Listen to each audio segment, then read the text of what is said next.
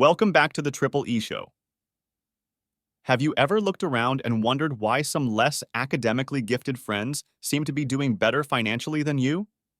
It's a puzzling and often frustrating reality that challenges our conventional beliefs about intelligence and wealth. Today, we're diving into this intriguing topic, and what we uncover might just change your perspective on success and money. This is the Triple E Show, your go-to place for all things economics, engineering, and energy. We break down complex topics into digestible insights, connecting the dots between the economy, technological advancements, and your daily life. Our aim is to enlighten, educate, and empower you with knowledge that goes beyond the textbook theories. In today's episode, we're unraveling the mystery behind a provocative statement. Here's why you'll never be richer than your dumb friends. It's a bold claim, but one that's backed by surprising facts and theories. We'll explore the relationship between intelligence and wealth, and why being smart doesn't always equate to being wealthy.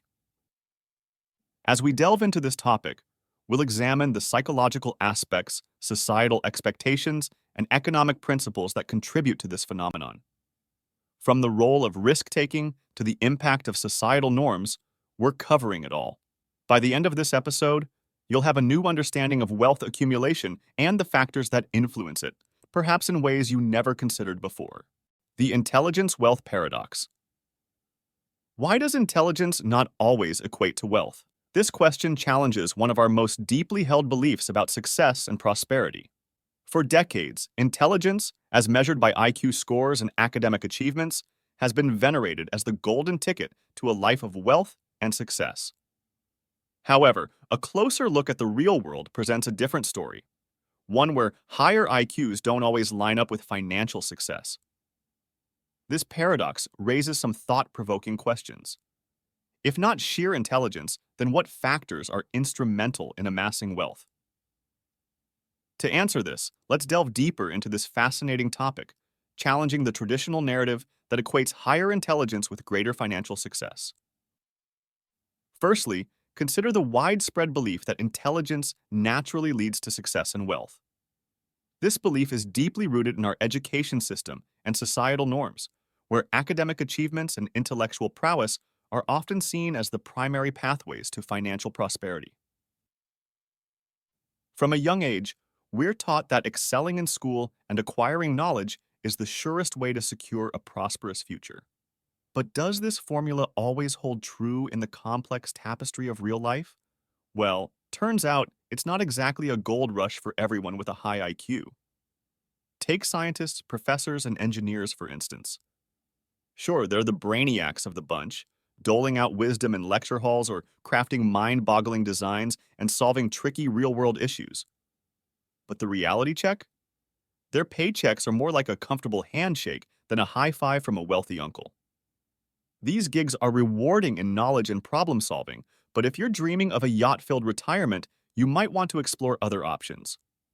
Turns out, being a genius doesn't always mean you're rolling in dough.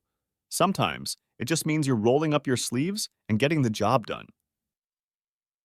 Contradicting this widely accepted notion, real-world observations and studies paint a different picture. These studies often reveal that individuals with average or even below average intelligence can and do accumulate wealth at rates comparable to, or even surpassing, their more intellectually gifted counterparts.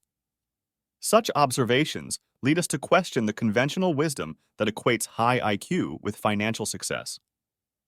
Consider the stories of successful entrepreneurs and business magnates who didn't excel in traditional academic environments, but went on to build business empires.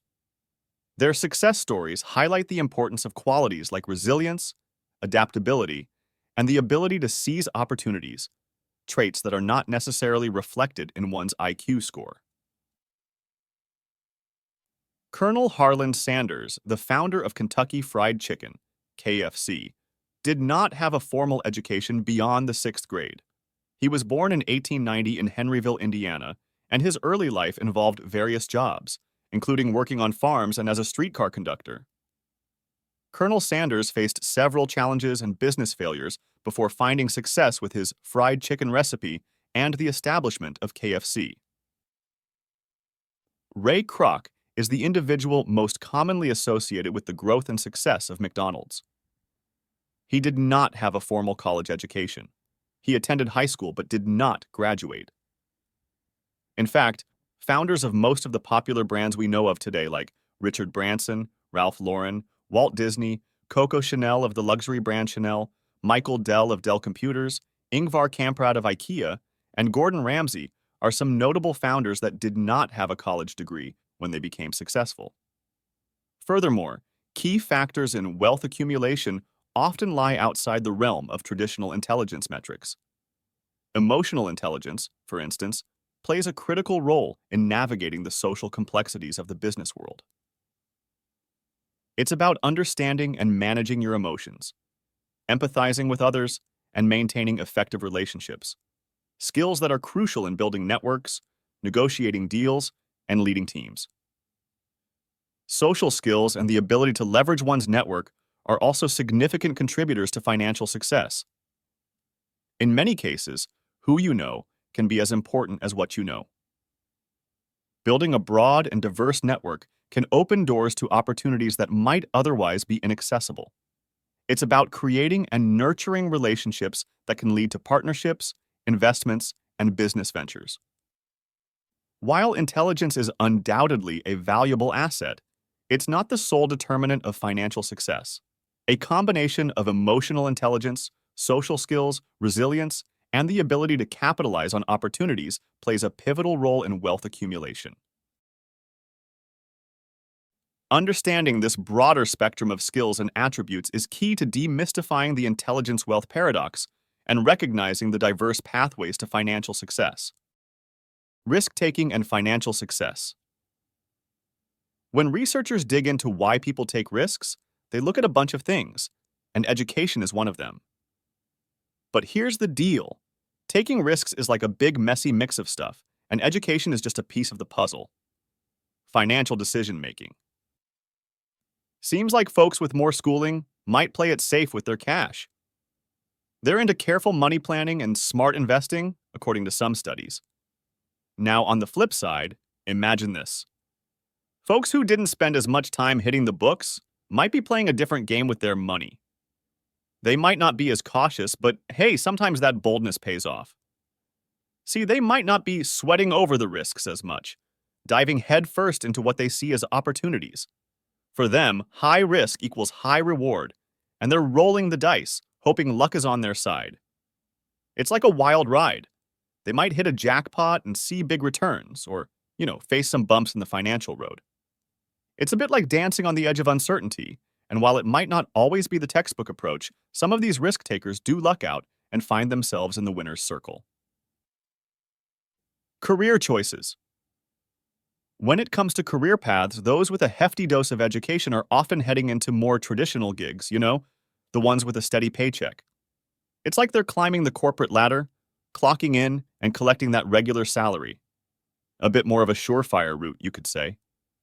On the flip side, the risk takers in the entrepreneurial world are dancing to a different beat.